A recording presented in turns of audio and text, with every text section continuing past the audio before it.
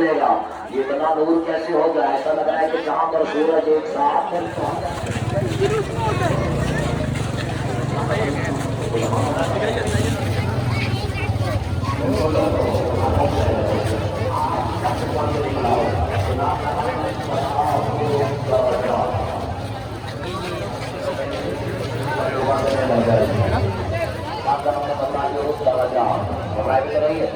मेरे मौला ने फरमाया पहले मौला ने, छठे मौला ने, आठवें मौला ने, यानी जिसमें 2 वजी है और 1 मोहम्मद मैंने हर हवाले से हज तवाफ किए।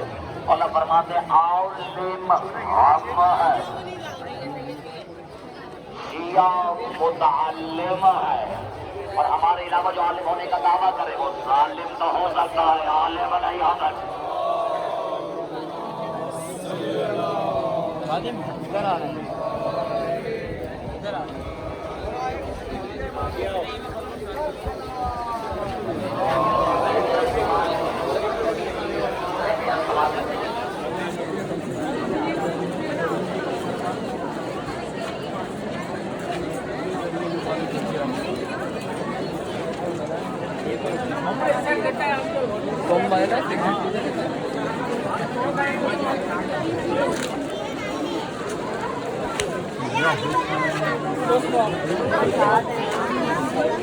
आज वो चलेगा